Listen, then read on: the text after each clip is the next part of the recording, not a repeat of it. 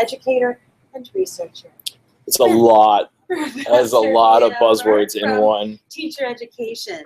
Right, so just remember that the session evaluation will be in the app for you, and on Monday, any handouts or any things that you might add will also be available there. So very cool. Thank you. All right. So we're doing a couple different things all at the same time. There's multiple.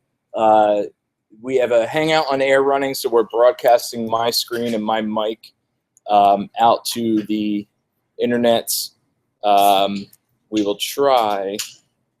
So that is broadcasting online. People can check it out. The other reason I'm doing a Hangout on air is because it's automatically recording my screen and my audio and archiving it to my YouTube channel.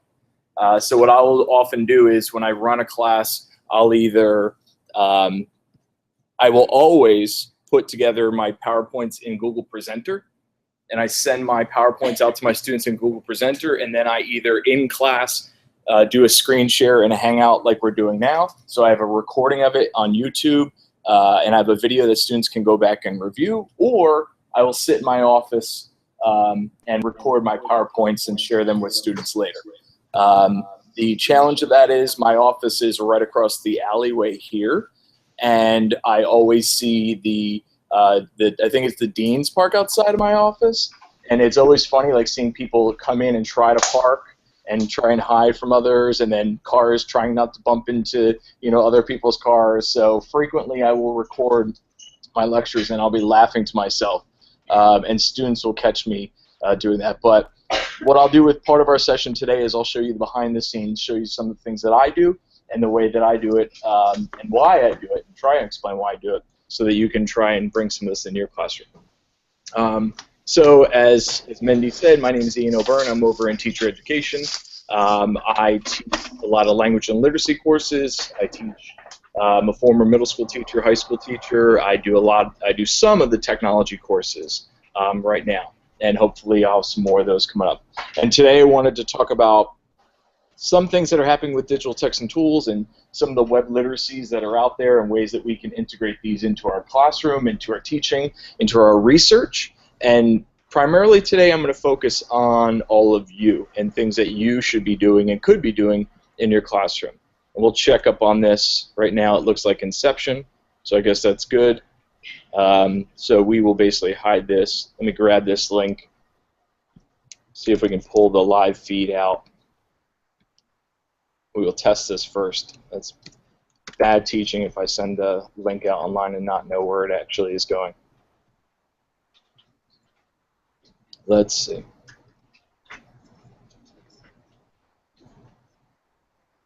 Killing the Wi-Fi in here right now. Oh, no data. That's not good.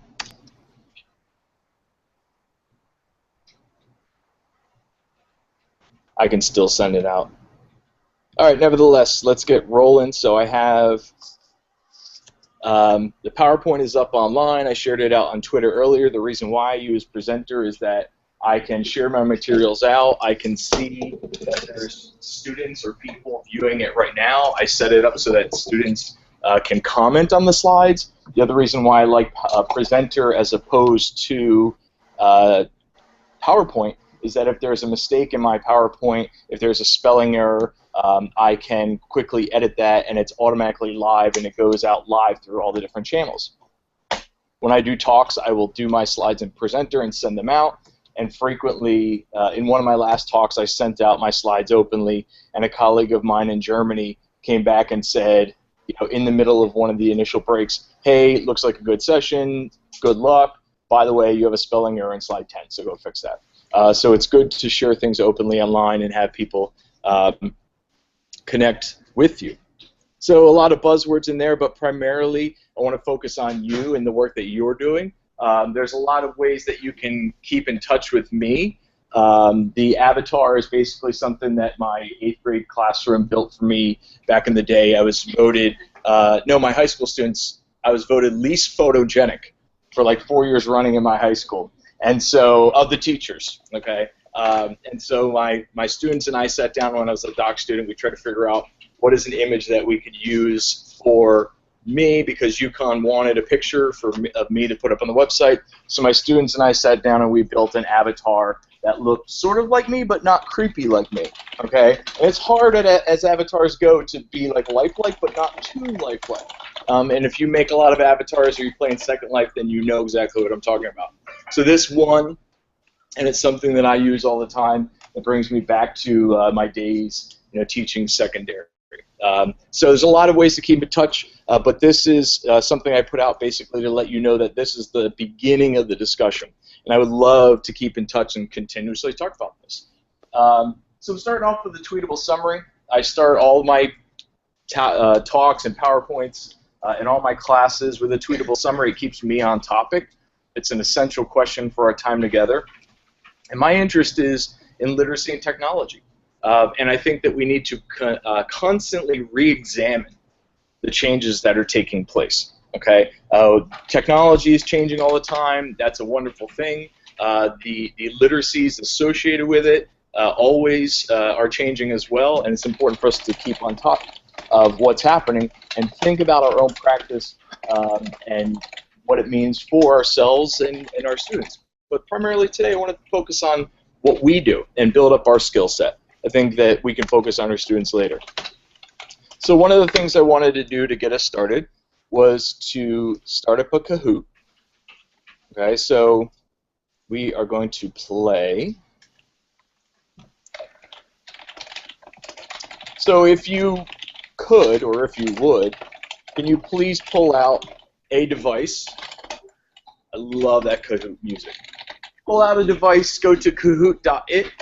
Please plug in the PIN number 254787, and hopefully this will all work.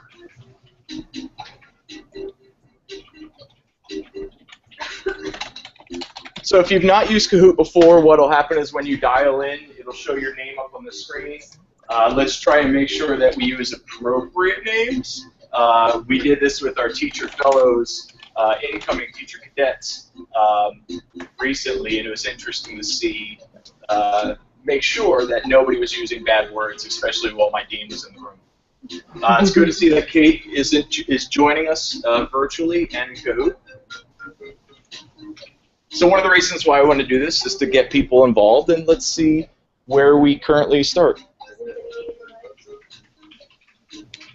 Has anyone used Kahoot before? I believe Kahoot was being used in this room right before me. So this is an awesome primer.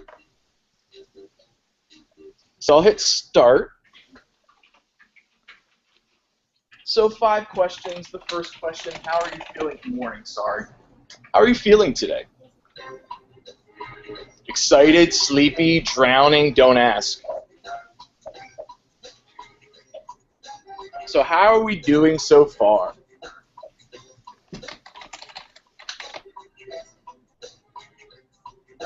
Huh?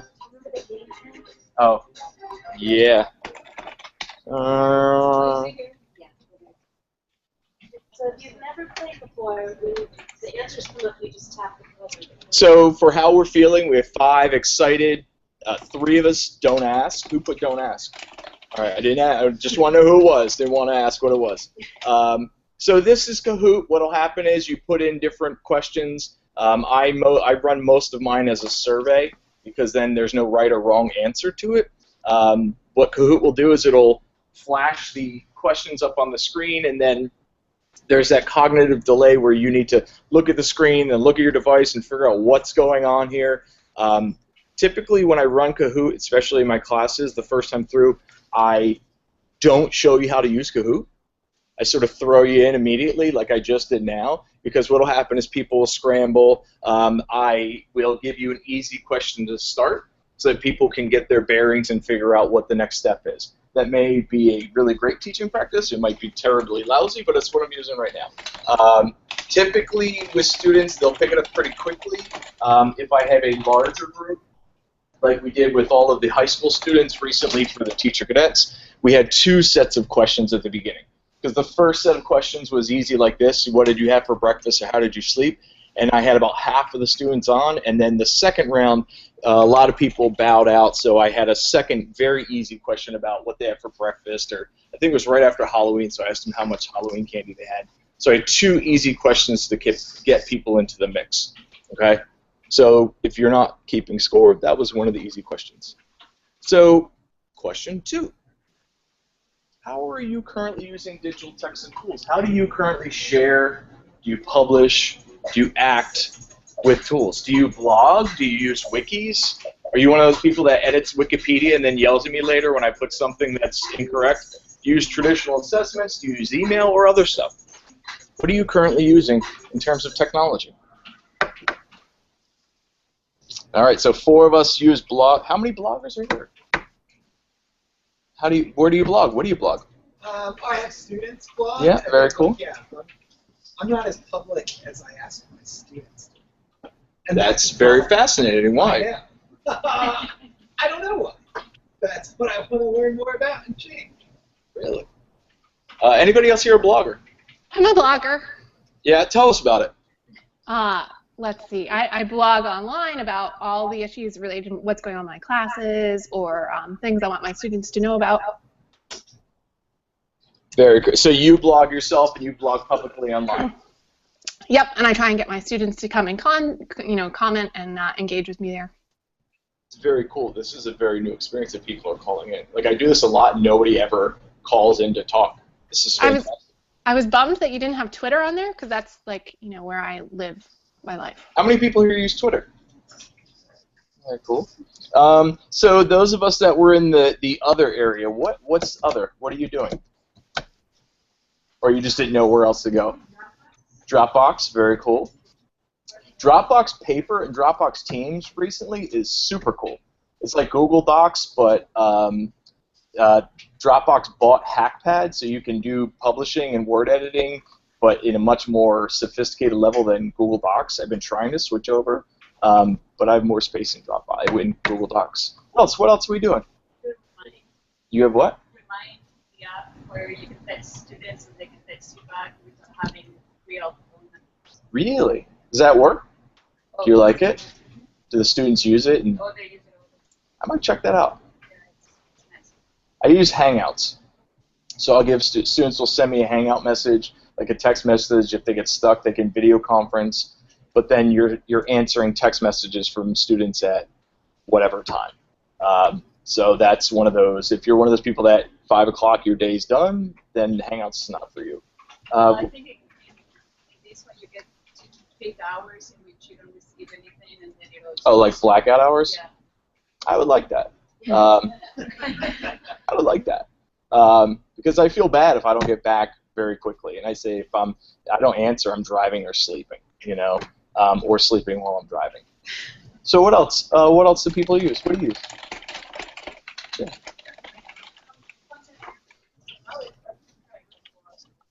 Yeah, blogs and wikis are all in one big mushed up pile. What is your CMS of choice?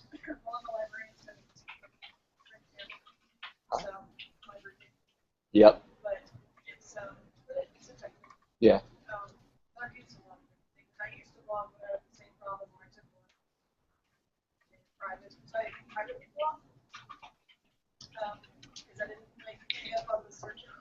Yeah.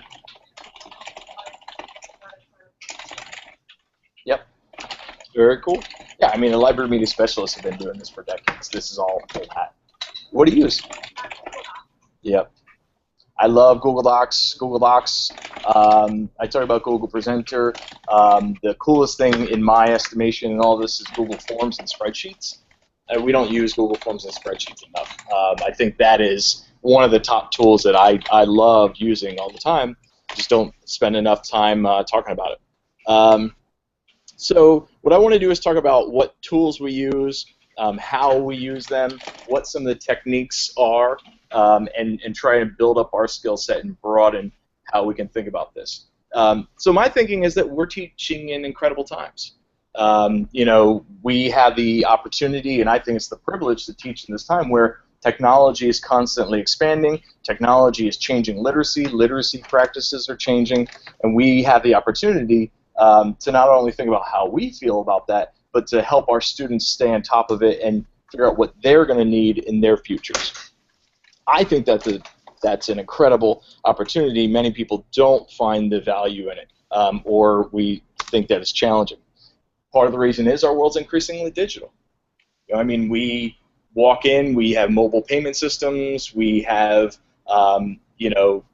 ways to check in virtually from all around the world. We have the opportunity that people can join us virtually if they can't come in physically, and we understand that there is an increasing digital presence to this world. You want to mute it?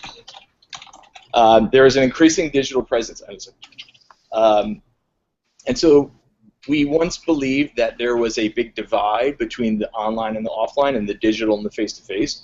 But thanks to Edward Snowden, we realized that that divide was a lie that we told ourselves to get us to sleep at night. You know, now we know that the digital and the face-to-face are really one and the same. And we need to be able to prepare ourselves and our students for that. We realize that we have a digital identity. Okay, so just the same way that we wake up in the morning and we pick out our clothing, and just the same way that we do our hair, we get ourselves ready for the classroom, we need to get ourselves ready for that digital environment. A lot of my students that I work with, you know, I'm in teacher ed, my students spend a lot of time, you know, at the start of the school year picking out that first day of school outfit and their shoes, but then they go into the classroom and their digital identity is a shambles. And I think that we need to be more aware of that in the context of issues with privacy and security that are happening. Okay, so it's a lot to include on one slide, but it's important that we make sense of what this means. We also have to think about our learners. You know, I mean, are these our current learners? Are these the kids that we have in our classroom? Maybe not. Maybe it's something more like this. Are these our students? Right, is this what they look like? Or is this what our students look like? Are these our learners? You know, I mean, are they showing up face-to-face? Are they in class? Are they online? Are they in hybrid spaces? Are they in between? Are they face-to-face? Are they online? Are they collaborating? Are they doing each other's work? I mean, collaborating. You know, what are they doing? How are they interacting? What do our learners look like? And the coolest thing is that we don't know what the future is going to look like. Okay? I have been called, you know, a techno geek and all sorts of other things to my face and behind my back, you know, and I eat, sleep, breathe this stuff. I try and think about it all the time. I think about it in my own teaching practice. I think about my two little ones and what they're doing, and some of that keeps me up at night. And I don't know what the future is going to look like. So we have a lot of these new technologies that are coming out. We have a lot of wearable devices. We have augmented reality, virtual reality. We have, that's the Google contact lens. And that photo is, I would say, probably 2 years old now at this point. That's to measure glucose levels in your body. So we're going to have wearable devices that are injectable. They are transplant, everything under the sun. I mean, how many people here are wearing wearable devices now? Fitbits, Apple Watches, that sort of stuff. Yeah. It's okay, men. You can raise your hand. Sorry. But this is what we need to, you know, back when I was teaching, I was worried, would my students be under the desk texting? You know, and now they've got a full video studio in their pocket, you know, and these devices are listening all the time. You know, I can say a couple words and my device is going to listen and pay attention and respond to me. Okay? So, back to Kahoot. I don't know if it would let me look at that. All right. So another question in Kahoot. So what are the pedagogical implications of this? This should always, always, always come back to student learning objectives. So what do we have to think about in terms of pedagogy? Does it help children be healthy skeptics? Does it help them develop a lack of trust in their teachers? Does it empower kids to develop their own truth? Or is it other? And there's probably a lot of choices for such a little time. So we have one person that says that they're skeptics, one says other, one says that kids are empowered. Who had other? Yeah, what do you think?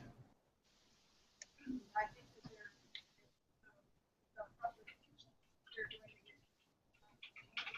doing the next level of yeah.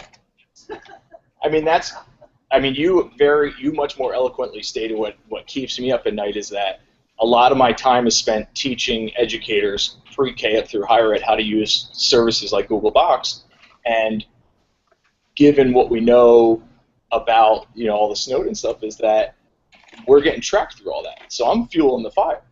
So in our love of Google Docs and everything, we are constantly using these free online tools. So that's one of the things that keeps me up is how do we really empower ourselves, and thoughtfully make choices about what tools we use online and what it says about us, and what it says about our identity. What about the two of us that said that kids are empowered, our students are empowered, and they can develop their own truth? Who put that? So what do you think? Yeah, the students feel very proud of something. So, like they come into the process, so they can create it. And the challenge in that is that for our students to be empowered and be part of the learning process, they have to want to not only learn but express themselves. They want to be active learners. Socially, Mm-hmm. Exactly, and many of our students want to. Some students, if we try and use these new tools and break out of the ordinary, our kids say, "Well, that's not how we do school." They want to sit in class and just sit there and look at you, and then you speak and words enter their brain and it soaks up. And we all know, at least hopefully we know, that that's not how human beings learn. But a lot of our students want that. So if you go in and say, I want you to be a healthy skeptic, I want you to challenge what I'm saying as your instructor, if you say all these different things and use new tools and try and build and break things in class, sometimes that doesn't resonate with our students. And it shows up on our evals. Yeah. I think it also helps them realize that what they have to say matters to them. Mm-hmm. That's really That what we are learning and our content and the curriculum is always changing. And they are a valid, valuable voice in that, and that they are an important part in the system. I know that in education there's a lot of flaws. There's a lot of things that are wrong, and I try to let my students know that, and it's the same narrative that I had when I was teaching 8th grade. Strangely, is that if we had all the answers to the world, like, you wouldn't need to be here. There's still problems out there, and we need you to understand the system and work in it, but also be an agent of change. So a lot of great points so far. I value the opportunity to step back and forth between these two mediums without losing people, hopefully. So when we try to make sense of what all of this means, this is a wonderful light slide on a dim projector. When we try to make sense of what this means, one of the things that we look at is we look at literacy and literacy practices. I've been working for the last couple of years with Mozilla to frame and define what they're calling the Web Literacy Map.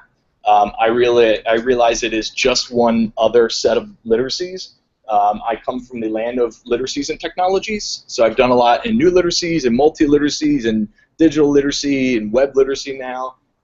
Once I get a couple more literacies to my name, I'll make myself up a nice poster for my classroom.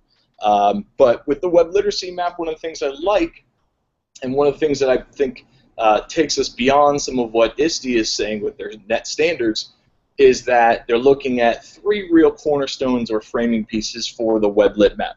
We're looking at exploring, building, and connecting. Okay. The truth of the matter is there's nothing really new under the sun here. What we framed exploring as is reading and reading online. Building is composing for the web or writing. And then connecting is participating online, and it's socializing and interconnecting with other learners. So it's collaborating and co-constructing information with others. So we look at exploring, building, connecting. We look at reading, writing, participating. If you want to talk about this, I can talk about it ad nauseum with you, and I've got videos I've built online and all sorts of webinars and readings galore. But some of the challenge here is it's hard to make sense of what all this means. So I want to spend our time today talking about how can we move all of ourselves from being primarily consumers of online content to curators of online content to creators. Okay, that's what I would like to spend our time today doing. All right, look at what consumption is, and then move us past consumption a little bit to curation and value curation, and what does it mean? And hopefully I can say curation a couple times today without going into creation. And then how do we create? How do we construct? How do we become makers of the web? Okay, because if we can focus on our practices, then we can go in our classroom and make these assumptions and expectations with our students. Okay? So we're going to look at consumption, curation, and then creation. Consumption. Primarily, we are consumers of digital media. Okay? Kaiser Family Report says that we basically, and this data is a little bit old, it says, I think it was 2007 or 8, that our students, K-12 students, they consume about 7.5 to 8.5 hours of digital media per day, and they multitask. So pretty much whenever they're not in our classrooms, they're off and they're just drinking in digital media. Okay? So we have questions about what are they getting, what are their media literacy skills associated with that, how do they know how to evaluate that, do they know perspective and bias in that, and what is it doing to all of their other perspectives as they read the world. Okay? So they're just drinking this stuff in all the time. And the challenge is that that's not all bad. Okay? We just have to have concerns about what it means for our classroom and what it means when they come into our room. How do we possibly use, and leverage that space into instruction? Okay? So what do? I have a broad view of text. My view of text is very broad. I view street signs as text. I view these PowerPoints and these slides as text. I view propaganda as text. I think YouTube videos are text.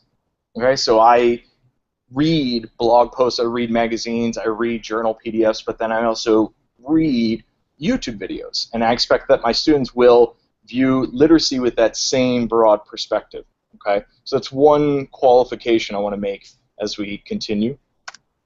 Also, what I do is I use Evernote a lot. Anybody here use Evernote? Yeah, I use Evernote probably too much.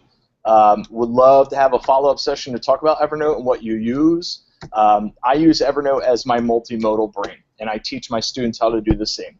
The reason why is that I don't, I probably should have been labeled as ADHD or something a bit in my past, but I see a lot of things that I want to read and I want to remember, and I don't have time right there. I see a lot of blog posts that I want to read and remember. As I research online for publications, I'll find pieces that I want to save for later. I have a lot of drafts for blog posts. I have a lot of content that I want to save for a later date. I basically dump all of that into Evernote. The other thing that's nice about Evernote is that you can put it on your mobile device. So if I'm in a department meeting, I will pull the meeting notes up on my phone and annotate or mark up the notes there. I can take photos and snapshots in class when students draw on the whiteboard and they have mind maps. I can take a snapshot of that and save it to Evernote and then share that with them later. So I use Evernote for all of that. And my thinking is, once I put it into Evernote, I forget about it. And then I just go back to it because I can search and look into Evernote and find those pieces later. I can talk to you later on about Evernote. Other people here use Evernote? What do you use it for? For everything, travel, teaching, and I have the same problem. Once it's in there, I forget about it, and I often don't go back and curate. I don't go back. Yeah, clean it up. Reflect on it. Mm-hmm. Evernote is one of those, they call it the 5% problem. Like most of us use it at 5%. The number one, the gateway drug for Evernote is I use Evernote for bookmarking websites. If you're one of those people that has a browser and you have like 100 bookmarks and you don't even know you think it's just wallpaper now, like Evernote is for you. I save all that into Evernote, and then I can go back and search, and it'll save a snapshot of the web page in case the web page changes or goes down. There are other devices out there that do this. Pocket is one. Instapaper does the same thing. There's tons of devices out there. I use Evernote. It's one tool that I love and adore. Another tool that I really love is Hypothesis. Anybody use this yet? Oh, good, a new tool. All right. So I have a bit.ly mark down there. No, back. All right. What, for my cat? Or I wanted to stay. All right, so where's my bit.ly? I don't want to go back to that screen. That's a very weird screen. All right, so I want to go in here.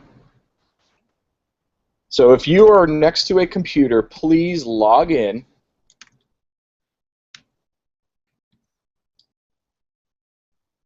If you're next to a computer, please log in we're going to play with a tool called Hypothesis.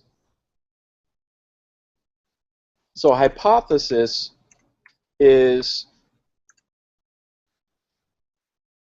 anybody here use Genius, Rap Genius, Poetry Genius, Lit Genius? Any one of those devices? Oh, that is tons of fun. What Genius is they will put text online and then they put it out online so other people can annotate and mark up the text. So what I'll do is I'll put poetry. I run a couple MOOCs, and what I'll do is I will. Why is this not working? Yep. But what it'll do is I can.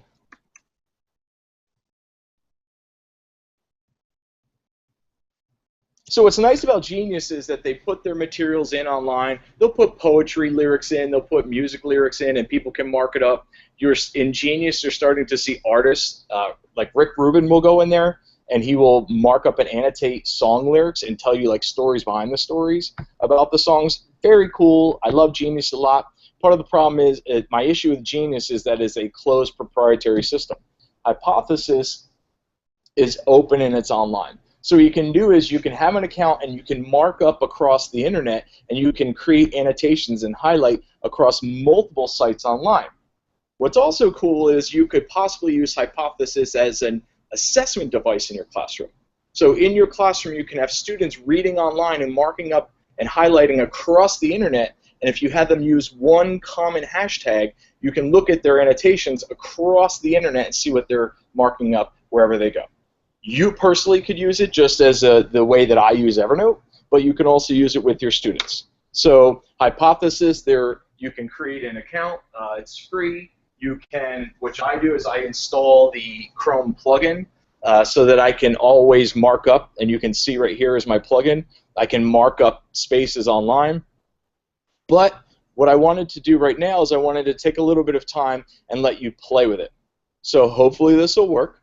This is my first time doing it live. Usually I'm on the internet and I can pull the network connection out in case it doesn't work. So I have a URL, that bit.ly/stopinnovating. So if you go to bit.ly/stopinnovating,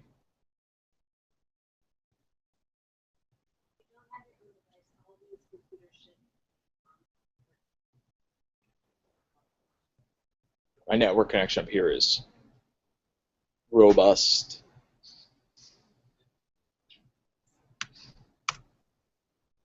Come on. So if you go to that link, is anybody able to go there? It should pop up. What is it? Will Richardson? Yeah, it has a Will Richardson piece. So what I did is I pulled the Will Richardson blog post, dumped it into the annotate piece, and you should be able to mark up and annotate that clip. What I would do is I would create a Hypothesis account so that you can save your annotations. And as you mark up or annotate the piece, please include the hashtag TLTCon in your annotation. And I'll show you once I can get there.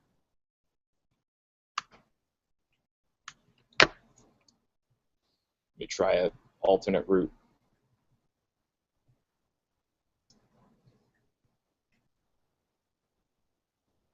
Where is it?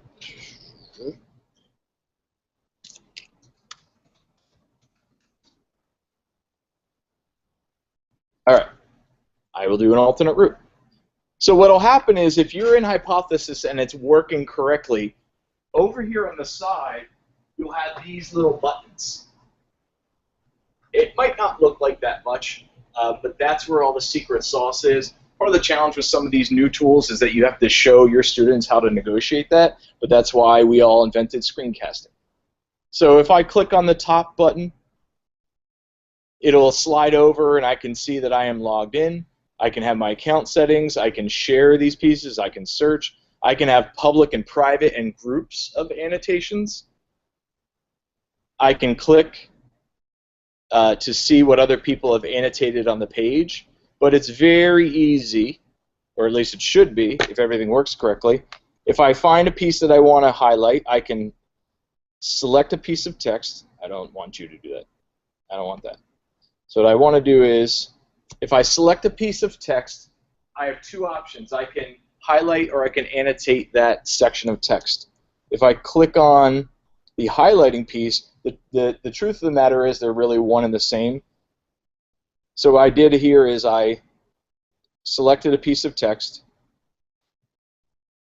I can add a note. And I can say pound TLT con and post to public. I'm going to add a tag as well just in case.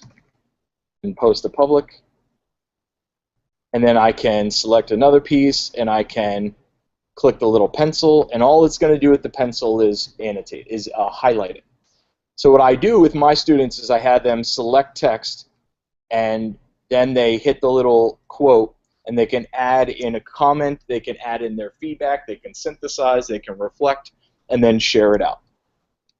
So please take about 5 minutes, read through, mark up the text, leave annotations in there. Please add in the TLT con so we can see each other's work. And if you see on the side here, I can already see little bubbles popping up with different spaces that people have marked up over time. So if this was your student or a group of students in a class, you could have them mark it up and you could save this and look at their annotations over time. So take about 5 minutes, play with it, mark up the text, see what you can do, try and break it. This would be a fun talk if we can break it. Questions? Yeah. Yeah.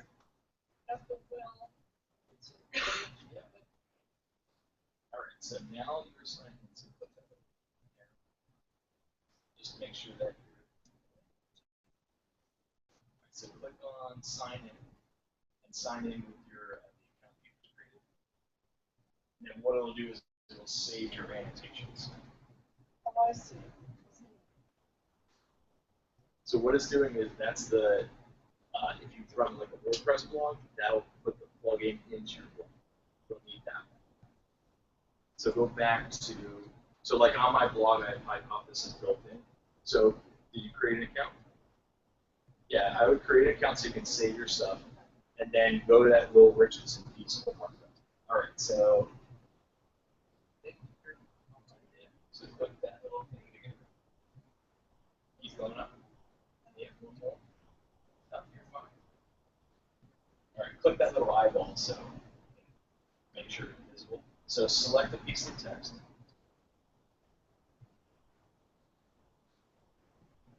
All right, so now the pencil is just a highlight. If you click that little action, that pop bubble, then you can add in a note, you can add in text, you can add in tags.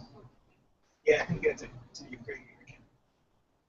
So with Hypothesis, you can have students mark up text. The highlighting is one piece, but I think having the ability to leave annotation and notes in the content and have the content still live online is powerful.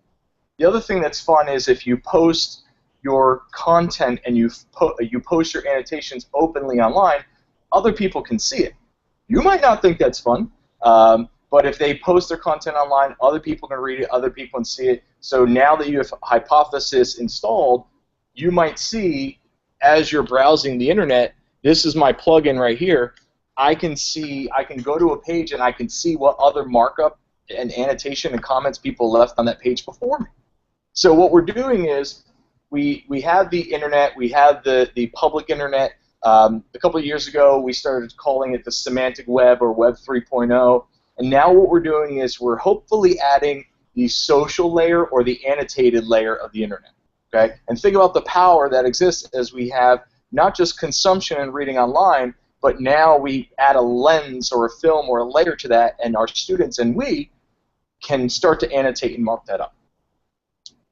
You can use it as a class. I also use Hypothesis as a way to, as I'm reading online and I'm saving content online, sometimes I really don't want all of the page of content there. Let's say I see like one piece of text or one statement or one comment there. I want to save that for later. I don't care about all the other stuff. Okay. The developers for Hypothesis are very supportive. Jeremy Dean is a PhD. He's an academic that does a lot of the outreach, the educational outreach, so they're always looking for people with new ideas. One of the things that I would love to see with Hypothesis is you could have students, and we could select pieces of text out of the page and use those almost like tweets. So you could have a tweet that basically goes back to one line on a page. I'd also like the ability, and they're slowly building it in, to annotate and mark up videos and YouTube videos. There are options out there. Vialogs is one, but I would love to have my students watch a video and pick up just a segment and talk about why they like that segment in that YouTube video or what was stated. Because we know from research our students are watching the full video. You mentioned Vialogs. Yeah, so Vialogs is another tool that I love and adore.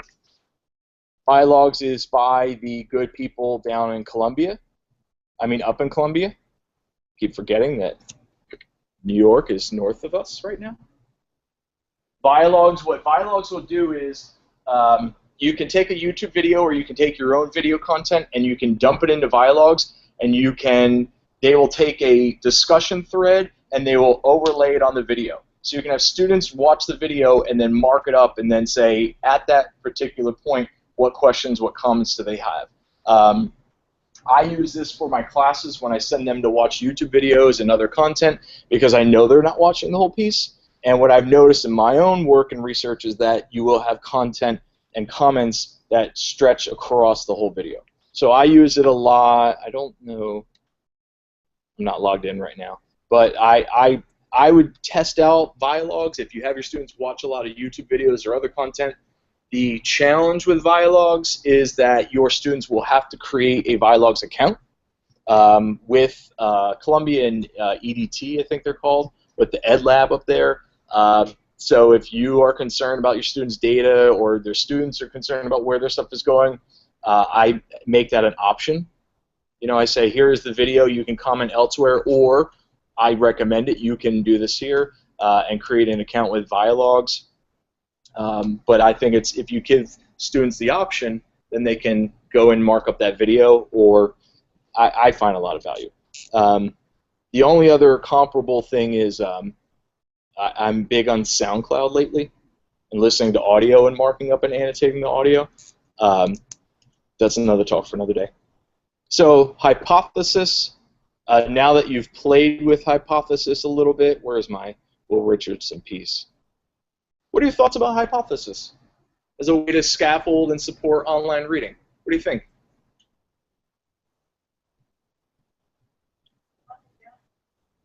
You can have private groups and private pieces as opposed to public. So what some people will do is, if they're researching, they will keep it private and they will only use it, or if they have class lists, class groups, you can make the class groups private. So they would basically, they would share it with the class or share it with you privately. So that option is there. It's just a little bit more tweaking. Basically, a lot of this is scaffolding. You have to show your students how to use the tool, build up the resources. Other thoughts about Hypothesis?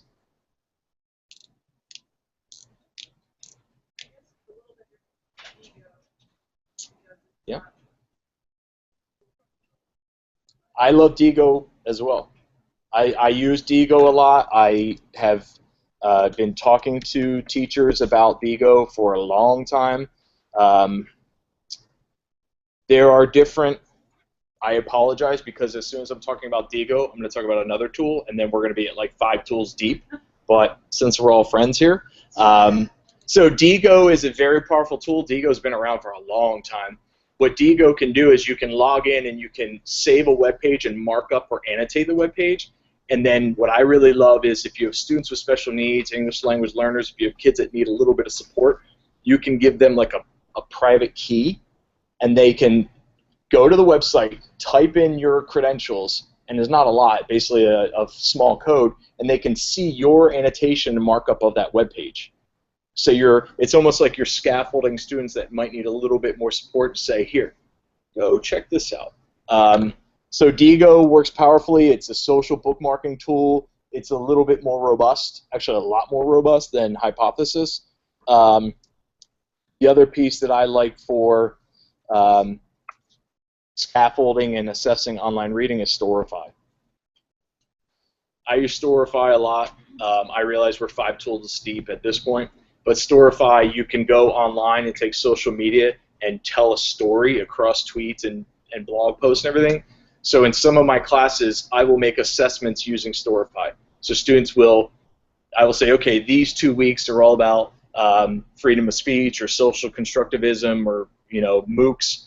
Go online, learn across the internet, and then you come back and you tell me what you learned and where you learned it. And then they go and pull out different tweets and blog posts and wiki pages, and they tell me what they learned and build that into Storify. Next year at TLT, I will do a session on Storify.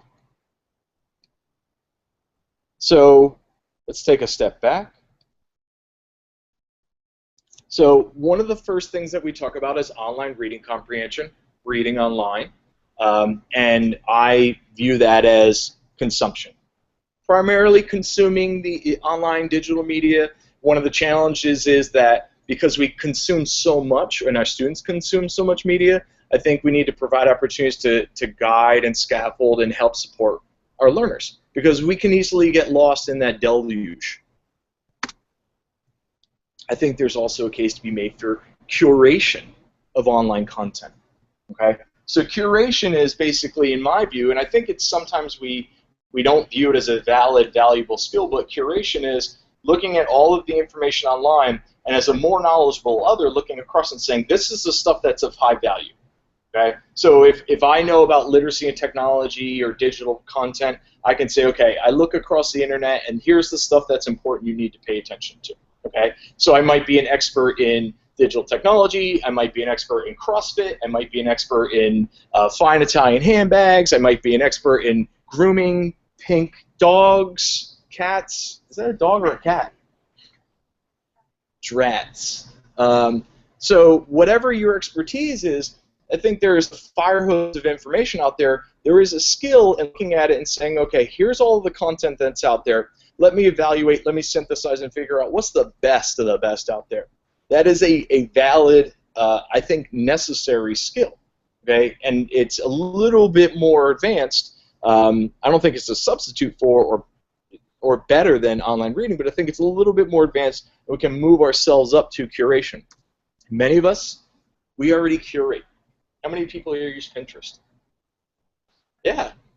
I mean, that's the thing is, when Pinterest came out, because technology is way too male-focused and driven, we look at Pinterest and we're like, oh, Pinterest is so silly, or only women use Pinterest. But I think the curation skills in there are terribly important and terribly powerful. So there's Pinterest out there where you can collect and curate and make these, you're seeing that come into Google Plus now, where you can create collections. Learnist is out there. There are other educational-focused Pinterest clones. But the idea behind it is curation. So what I do is I basically share everything I do. If I create content for class, I blog it out online. I routinely use Twitter. We are sending this session right now online to YouTube. Okay? So routinely I will say stupid things. They will go out online. They'll go out into my materials, because most of what I do, I default toward open. Okay, the reason why is I think there's a lot of problems in education. If some of my half-baked ideas in technology and literacy can help another person in another classroom, so be it. So I share everything that I do. But the challenge is that sometimes it's too much. Okay, so I got to the point where I was sending 3 to 5 tweets per day. Okay, and I would have students in my program would say, yeah, you send a lot out. Like, we just, after we're done your classes and done with your program, like, we just block you so we don't have to read it anymore. And I'm like, but I thought this was a benefit. And they're like, it's just too much, okay? It's too much content, too much information. I can't keep up, okay? So the idea behind that is TLDR, which is too long, didn't read. So it's too much information. And so I was sending out all these tweets thinking that it was a really great resource for my kids. And they told me that they could not stand it. So I thought that, I sat down and I said, you know what, I need to take, and my challenge is I send out materials on Google Plus, and then it goes to Facebook, and it goes to Twitter. And I have 3 different, I have an automatic script that does it. So I send it out, and I have people, each each of the different places that resonate and some don't. So on Facebook, people that are there to see like my pictures of my kids could care less about the materials I'm sending out or this video conference, okay? But then on Twitter, so it's a big mess. But the general idea is that it's too much. So what I wanted to do is take a little bit of time and take my own medicine and curate and make sense of it and say, okay, I'm still gonna send out all those tweets. And you could ignore me if you want, and during the day I can't keep up and I don't know what to read. There's way too much information. So what I started doing is I put together a newsletter. So once a week, I put a newsletter out and I send it out. And in the newsletter, I basically say, here are the things during this week that really got me interested, really got me excited, okay? And I name it TLDR, in homage to my students from the past. And I basically put together a newsletter. I say, here are the things that happened this week that you should read and you should watch and you should pay attention to. It goes right to people's email inboxes. It's basically a way for me to synthesize what happened during the week and reflect a little bit. And what I've noticed recently is it helps me identify trends. Okay, because I'm researching my own field, I can see trends, and it helps me think a bit more concretely about my own work and my own research and my own teaching practice. Okay, so now I still send out a lot of the tweets. The honest truth is I feel like my tweeting and my sharing has diminished a little bit. Now I think what I'm doing is I'm saving all of it in Evernote and elsewhere and thinking about it for a couple days, then synthesizing once a week, and basically Fridays I send this stuff out. I do it in MailChimp, so it's a free newsletter software. There's a bunch out there, but I send once a week a reflection. I advise a lot of my teachers and faculty and colleagues that I have that they might think about it as well. So whatever your subject area, whatever your content, whatever your expertise is, it doesn't have to be weekly, but you could send out a once a month or once a quarter or whatever.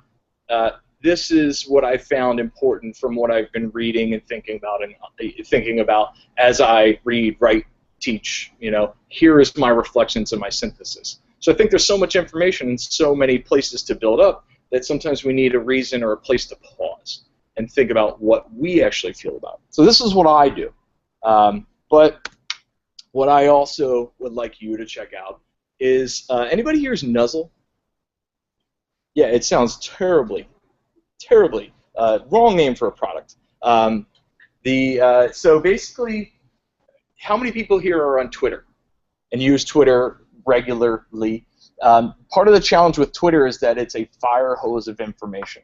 Okay, there's too much information out there. So what you are starting to see is, in just the same way that I talked about how I create my newsletter and I handcraft this newsletter to focus on what I find of interest, Nuzzle, what they will do is they're using data and analytics to keep track of what you should be reading.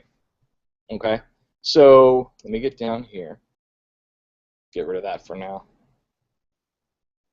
Why does it let me go?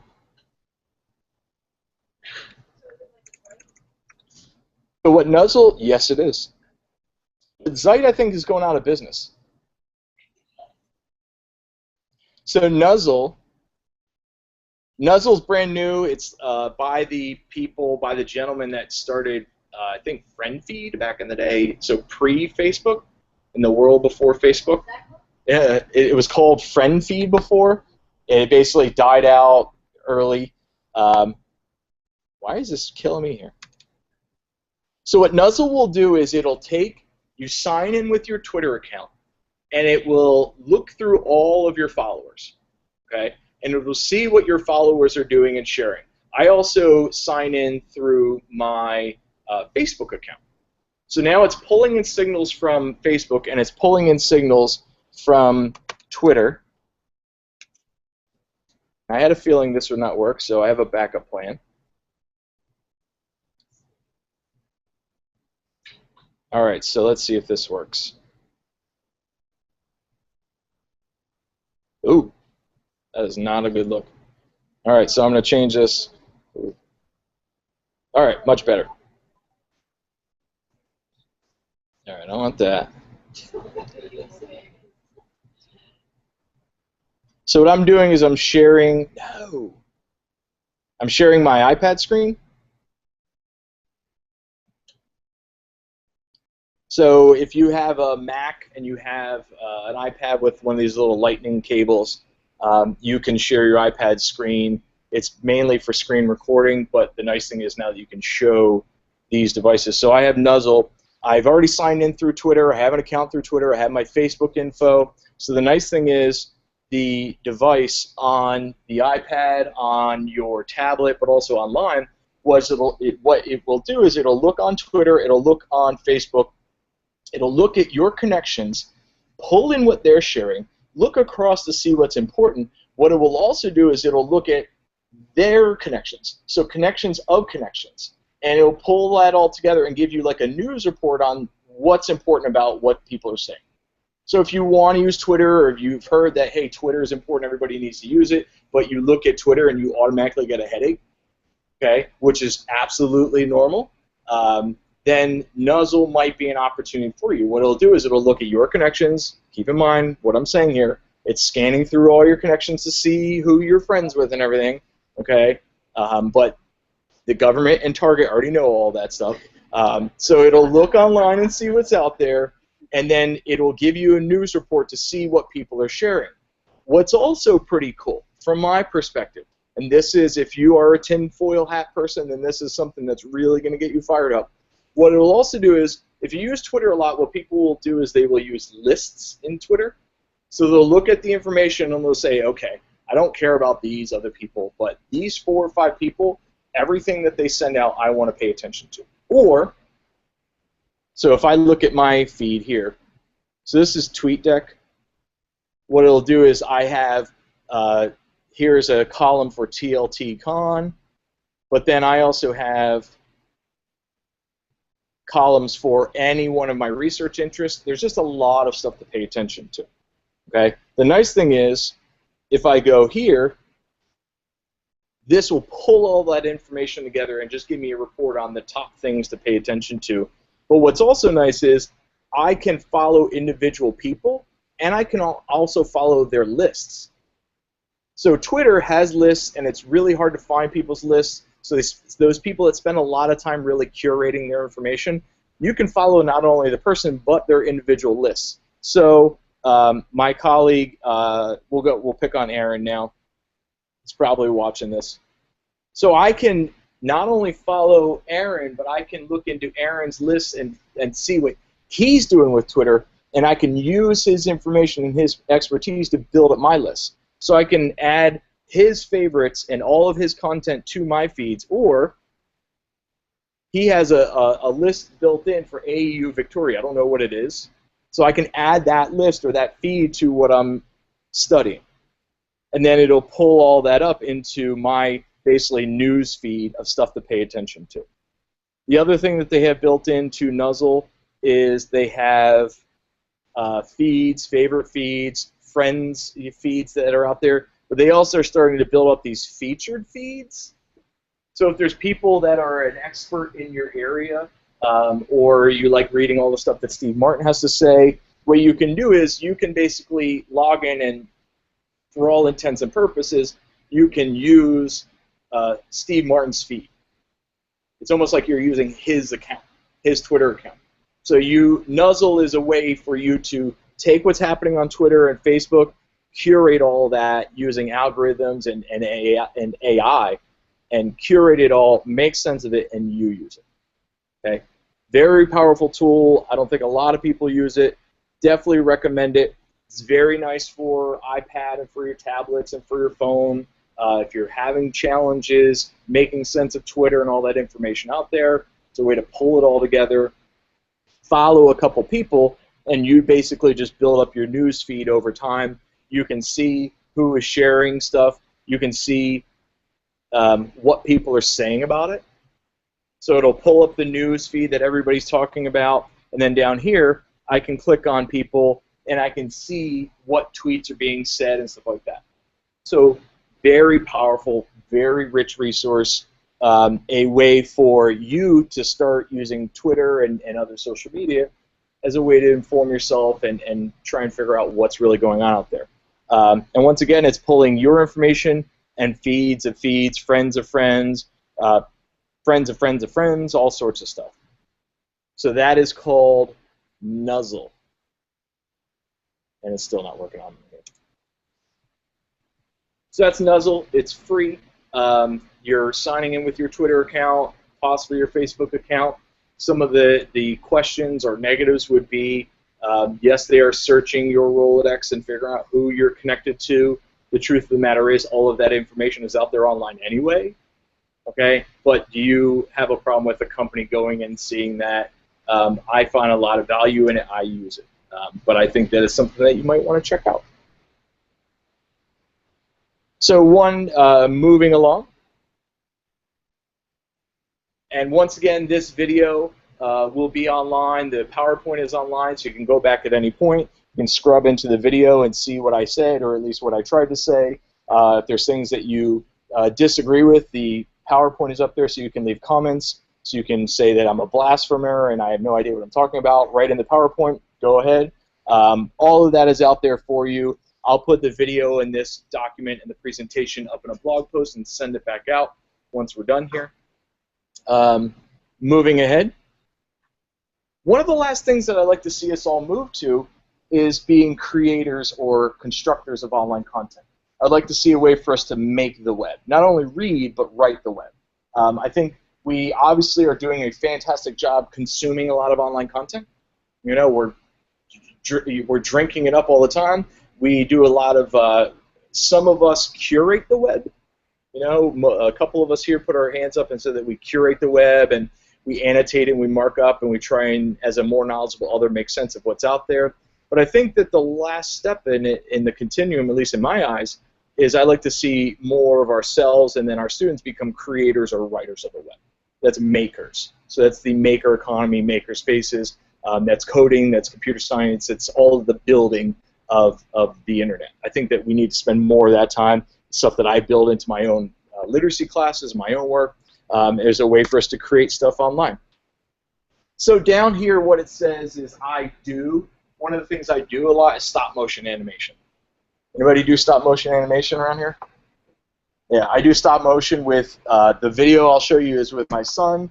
I love showing this video because we worked on this when he was 3, 2.5, 3. We were just in Oak Brook Elementary about a month ago. We were in there doing stop motion animation with the kindergarten classrooms, and we were on the Cool Schools. So we're on Cool Schools. I was in there working. We were doing the video, and what's her name? Latavia Everett? What's her name? Octavia Mitchell. So I'm sitting there like working with the teacher, and the kids have all iPads out, and we're doing stop motion animation, and all of a sudden she rolls in with the video camera. Like, oh, here we are, Cool Schools, and I told the teachers, I'm like, I'm not saying a word. And they're like, but you are, no. I'm like, you need to be on this, you need to be up there and talk about what we're doing. So I'm like trying to get out of the way of Octavia, boxing her out so that she's not putting me up on the screen. But I play with stop motion animation. I think we need more opportunities to play with digital content, play with digital video. Stop motion is one way. So this is an example of something that we created in the past. We'll see.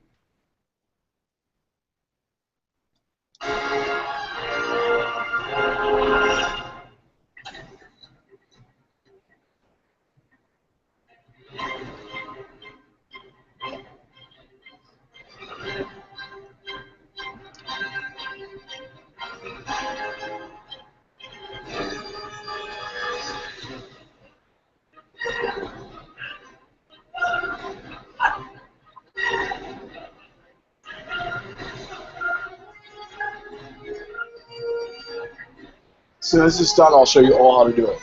Just kidding.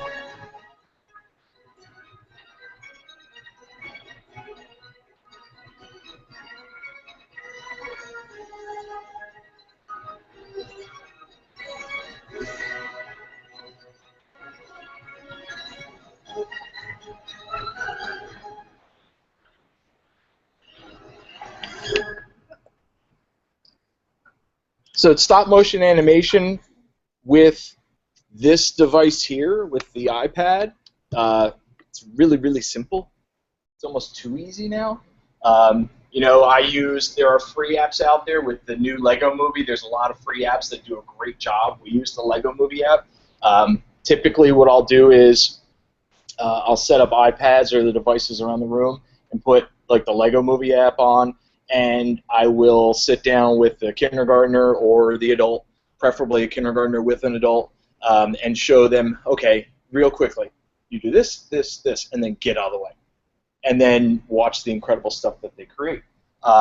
So stop motion is a great way to play with text. It's a great way to create digital content and play a little bit and see what you can build and what movies you can make. We used I think the app was iStop Motion on here, and then with the iMovie app, you dump the video into iMovie in the trailer app, and that's how we did that.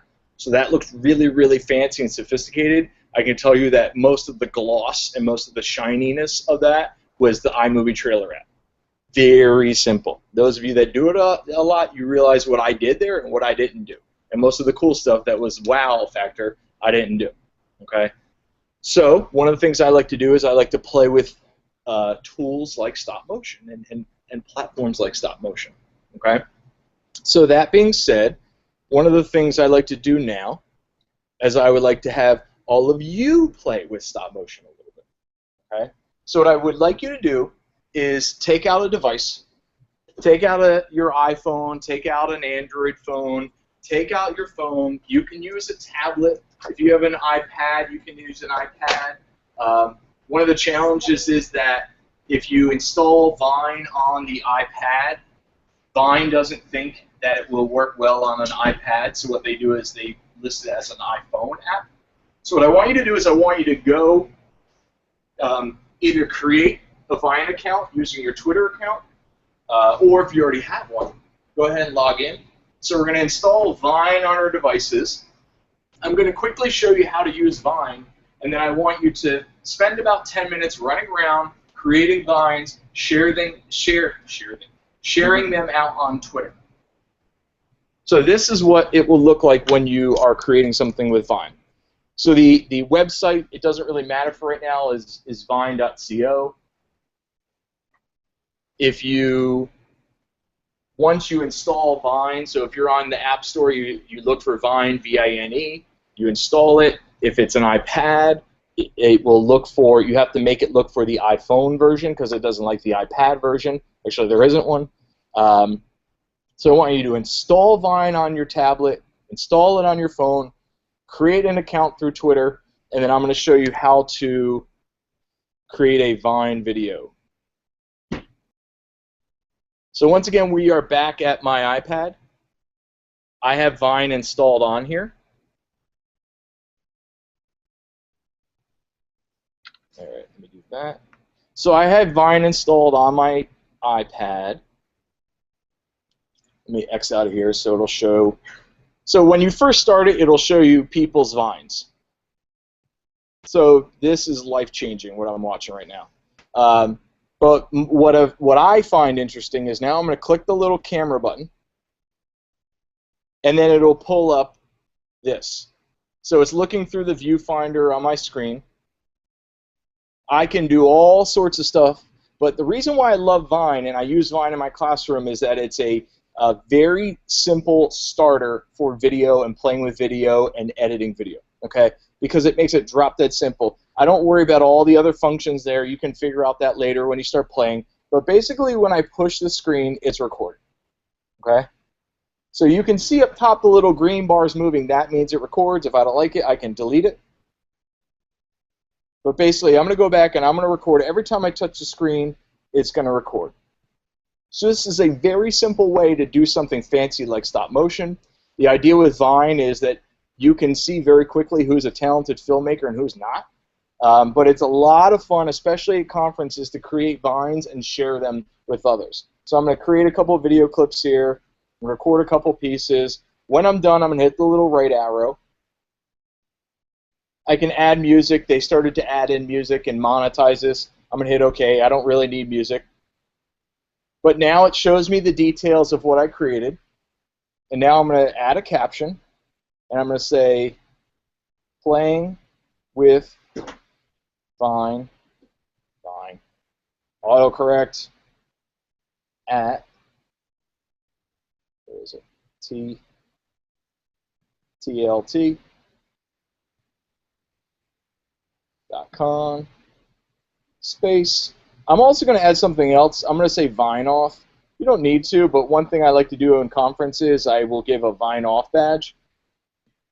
So what I'll do is I'll have teachers and educators all sending in Vines, and then over a couple days we would vote on like the top Vine that people would share. So I'm going to hit OK. So that's my Vine. I know, it's fantastic. Then I'm going to hit Next. I'm going to share it out. I'm going to leave it on Vine. I'm going to share it through Twitter and hit Share Post.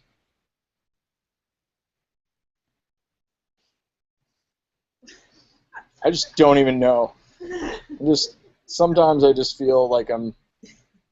So what'll happen now is my Vine should be shared out online, out through Twitter. So if we go on the hashtag, it should be out there. So what I want you to do is take a couple minutes, play with Vine, record a couple things. If you don't want to play with this, if you're a little nervous about this, sit with somebody else near you, take a look at what they're doing. I can share my iPad. You can play with it. Take 5 minutes, play with Vine, see what you can create, and if you do, share it out on Twitter with that hashtag TLTCon so other people can see what you're creating. So I'll come around and check out what people are doing and help out and see what we're doing. How's it going?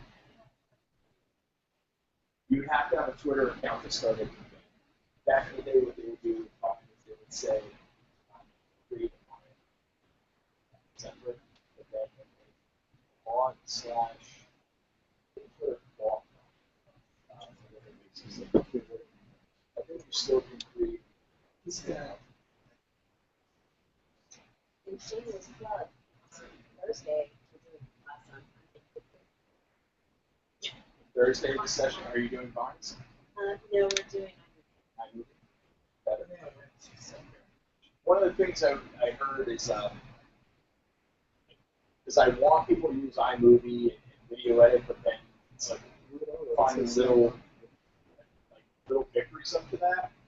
And so what I'll usually do is have students, play with Vine a little bit, see what they can create. Then as they get frustrated with Vine, it's like, well, that's it's video editing, Or the other thing is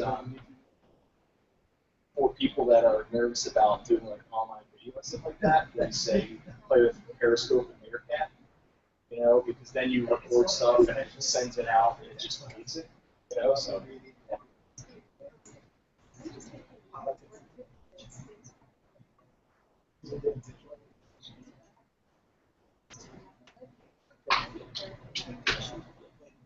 A couple different things. One is always terms of use and terms of service. For most of the stuff, you have to do 13 years. So that squashes a lot of maybe research in elementary schools, middle schools. A lot of it's cut off. What I will typically do with this is I either use this in higher ed or I'll use it in some secondary classrooms, not in high schools. What I'll do is I'll have students share their Vines out, and you can embed the Vine, embed the video on a page. So what I'll do is have the classroom teacher make a web page or website and embed those videos so people can see. So then you can at least see, all right, are my students off in some sense? Well, you're absolutely correct. I mean, anytime we're working online, students can go off and get lost, or purposefully lost in places where they shouldn't be. That's one of the challenges. Yeah, I mean, what I'd like to say is that it leads to like good discussion. It's a good teachable moment. But the problem is that we live in a society that's increasingly litigious and looking for a reason to. I mean, just recently here in the area, we had a teacher that students went into her phone, and found stuff, and then she was either quit or lost her job. So. Right. Teacher lost her job. Yeah. I mean, I think we're in between two models. When I first started teaching, it was if you have a Facebook account, you hide it or you get fired. You know, students in my building were creating fake Facebook accounts for administrators. And then the school resource officers were coming to me like, you get technology, come tell us how to bring it down. And I go, I don't know how to bring it down, and actually I'm kind of impressed with what they did, but, you know. And now we're moving to a model where I'll talk to principals or superintendents, and they'll say, before you come in, we Google you to see if you have like an online presence, you know, and we weigh that in. And we want somebody that's more in touch, and we're a little bit more nervous if you don't have anything online. So we're in this weird place where we want you to be online and in touch and have like a digital identity and show that you understand technology and you're quote-unquote hip with the kids, but just don't be too, you know, in touch. So that's the problem. I think that we have big questions about intellectual property. We have questions about acceptable use. We got questions about protecting our kids. So, good question, though. Anybody send any vines out yet? Did you create one? Did you share it online? Yeah. When you are recording, it's 3 steps. When you are using the phone, Yeah. but it depends on how much you want to. So when you're recording, every time you touch the screen, it's recording. So what you can, the only issue is, I think in the new version you can go back and delete, but as you, I love Kate's tweets here. Creepy or no? Good question, Kate. So what I do is I generally keep it very simple for my students as I start. It's record, record, record, you know, and then share it out. Good job.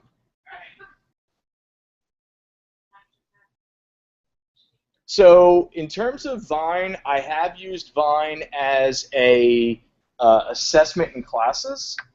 One example is I will ask students to think about text or think about literacy, or I'll ask them to think about, one day I asked my students to think about learning and work in their groups.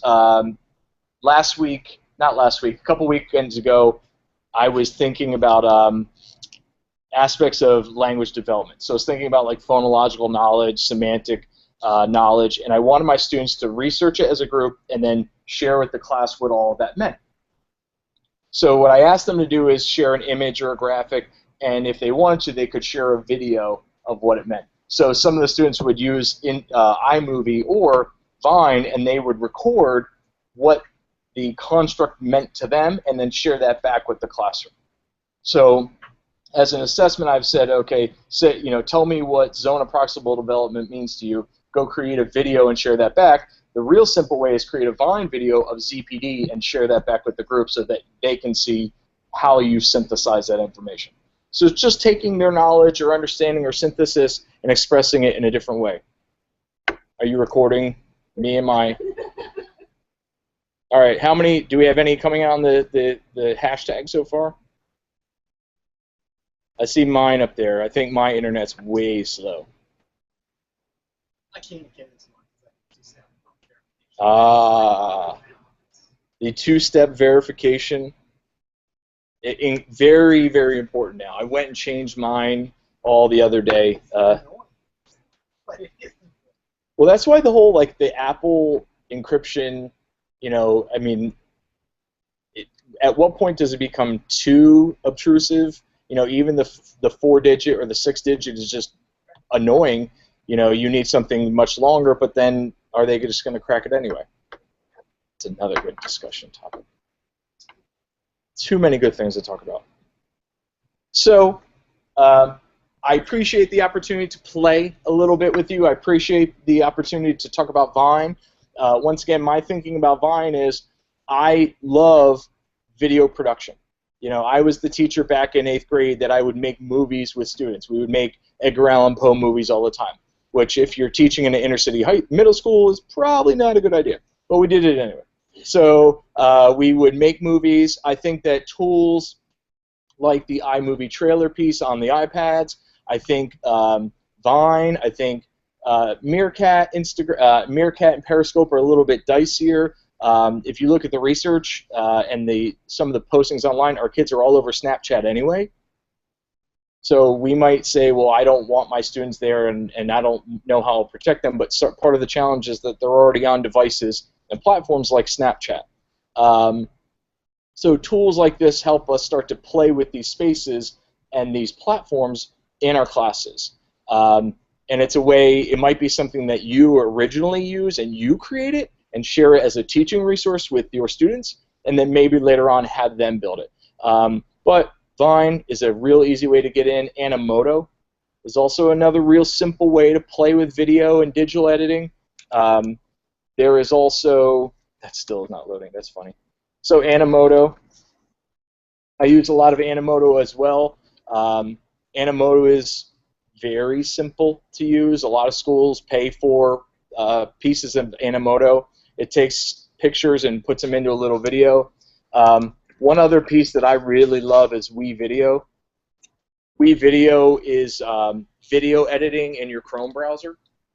So you can have students create sign in with Animoto on their tablet or device, and a bunch of kids can all videotape and send it in. They'll store the video in Google Docs, and they can edit collaboratively in Google Docs. So WeVideo is a powerful platform for playing with video. And once again, I think the first step is having students believe that they can create and play with this content. So I want to move us, hopefully, from being just primarily consumers to curators of content and see the value in that, to creating and constructing content. Hopefully we have ideas and we have different things that we can try, and for the most part just play with some of our time and some of our instruction and also some of our research. So heading back to Kahoot. Now everybody's like, what? Kill that off. So in Kahoot, are you primarily a consumer? Are you a curator? Are you a creator of online content? And if you can't get back in, we can just verbally talk about this. What do you primarily do? What do you use? Why did it stop after 14 seconds? So what are our thoughts here? How many people are just consumers? We primarily consume online content and it's good. What about the curation side? Would you consider yourself primarily a curator of online content? Yeah, a little bit. That's kind of how I use Twitter to some extent. It's different than curate itself.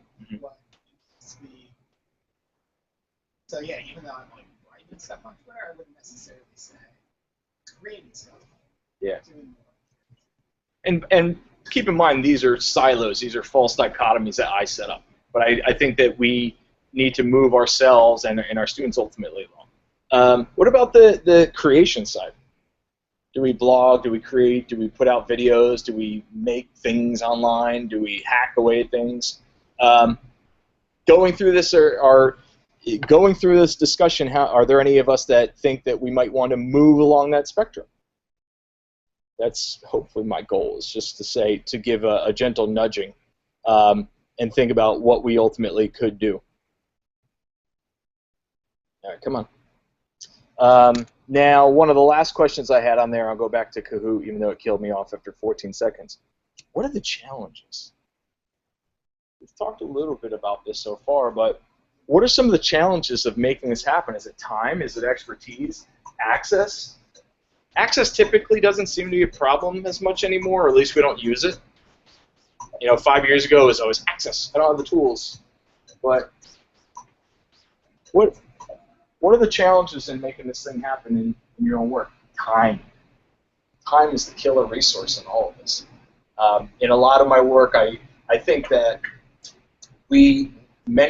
much of this we're already doing.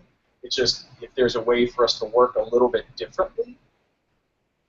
Okay, I think most of these things we're already creating. So if you're already doing PowerPoints, you can maybe use a tool like Google Presenter and just pivot a little bit, and have more digital content to share. What other challenges do we have in making this happen?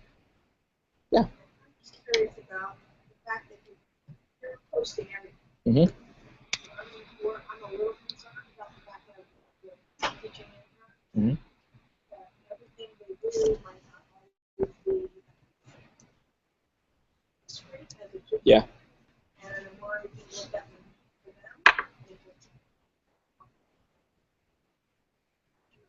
So one of the things, so I have a piece coming out. It's out with the editors at JAL, Journal of Adolescent Adult Literacy, right now. And one of the cases that I make is I would like to see students in pre-KK get a domain and a website and have stuff locked down, like a digital portfolio, have stuff locked down privately, and over pre-K through 12, build up content and slowly add to this digital portfolio. And then as you leave high school, you make parts public. And then you go into higher ed, you keep adding to this digital portfolio. And you can keep this on throughout life. And then you basically have a website that you build on. I'd like to see the same thing started in our teacher ed program. I really want students to come in, we have them for 2 years. I want students to come in and start the first class, the first semester, build a website, build that digital portfolio, and we add over time. The challenge is, I see a lot of the kids that we have in our junior level classes, and I don't trust that many of them sitting in front of me face to face. So that's part of the challenge. How do we create something that we scaffold them so they can be prepared for these spaces, but at the same time have honest talks about what you should and should not do online. But I think part of the challenge is we need to have those discussions. Yeah. I think that's part of the challenge. Like, it's a hard discussion, and we're going to break some eggs, and there's some students that will do dumb things, and there'll be some faculty members that do dumb things. But I think that we need to have those discussions and try those things, because we're not going to figure out what we should and should not do.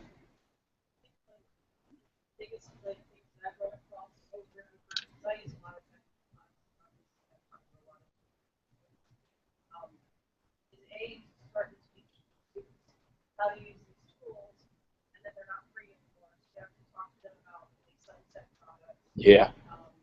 What that means, and whether or not they actually start budgeting, like line item or household budget, or their social media presence, or these tools. How do you evaluate which tools you pay for? Yeah. Because like y'all are maybe quicker years, then y'all have to look. Yep. There's these transitions. So there's so many levels of discussion that need to happen, not just about these things, but also about long-term curation of your own personal data. Yep. And there's like a lot of, and then also the social economic impacts also consider, because your internet bill is much as your electric bill. Yeah. So there's all these sort of caveats I feel like that I do agree it's a very important discussion to have, but it's like we get to go beyond just using that. Yeah. Really explaining that, there's a great TED talk about we're all cyborgs now, and that the children, we're all going through a digital. Yep. We've all been spewing all this stuff out, and a lot of us now are retracting it.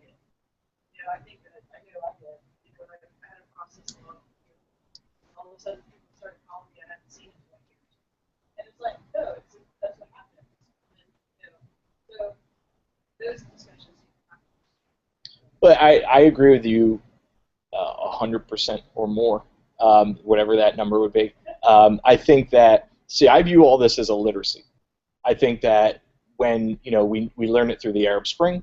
When people try to emancipate and free themselves, the government will shut down the technology. We know, to bring up Snowden for the third time, so if you're playing the drinking game, go ahead and drink. That it's a freedom. It is a liberty. It is a fundamental literacy. And we need to prepare our students and ourselves for it. And I agree with you. I think that we all should have a website, and we should be archiving what we do. Yeah, coding should be much earlier. It's, and archive everything we do. So when things go down, one of my favorite things back in the day was Extra Normal. I used to make Extra Normal video clips all the time. I loved Extra Normal. I would be like a Extra Normal world tour. I have an Extra Normal tattoo, and then all of a sudden it just disappeared. So all my videos, all my PD, all of that is gone.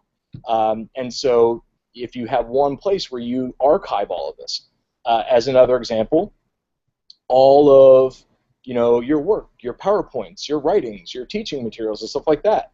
Like, yes, you archive it and you build it into Oaks, and that's a terribly wonderful thing, you know, but what happens if you hypothetically leave the institution? Then what happens? You know, and that's something that you need to be aware of. Like, what is your content? And then there's other discussions about intellectual property and what's yours and what's not. But, you know, you need to have a place, your home base, where you're archiving everything. So your photos, you're archiving. Yeah, Flickr's got it. Instagram. You know, all of your Instagram pics. What happens with Facebook? You know, how many tons of photos, like all of the photos of my kids that my wife is putting up online, you know, they're probably off in, you know, Saudi Arabia right now marketing ESL courses or whatever. I don't know. Okay? So start to have these discussions. So I agree with you. And I think that the discussions need to happen, but it's also not anything that we can do quickly. You know, it's something we need to think through. You had a, I was just going to say that all of our students, this is an opportunity, having been the creators of media at one place, while they're in college, an opportunity for them to fix their digital footprint that they may have created poorly in high school. When I got into school to, you know, post a picture of this part of my arm that looked like butt or something like that, and now, you know, you're trying to repair some of this by putting things out that actually are academic and intellectual. And, you know, they start their brand they'll have them when they go out to look for a job. So it's a good opportunity to help them put out content positive and smart looking, whether that's actually, depending on the person posting, media that then could be a positive for them. yeah, it's that vehicle. It's once you start creating content. And the other thing to keep in mind is I think that many of us don't want to do these things in our classrooms with our students because we feel like the students are that term digital natives, which is one of the worst terms ever invented. But they think, you know, we think, oh, our kids already know how to do this and I don't, so I'm going to look silly or dumb. Go in one day and say, hey, I want to learn, I want you to do Vines, I want to know how it works, and see out of 20, 25 kids, 3 or 4 will be like, oh, I got it, I'll show you how, and the other 14, 15 will be like, what is this? So, you know, do what we do in middle school, do what we do in elementary school, take the 3 or 4 students that know how to do it, and they're the experts. Okay, you teach us how to use this. How are possible ways that you can do it? There will be bumps along the road, but I think that the learning is beneficial. Kate, any last points? Any last feedback that you have for the good of the group?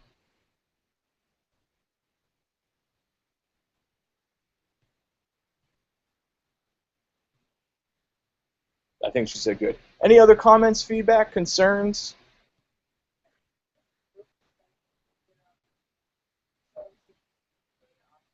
Yeah.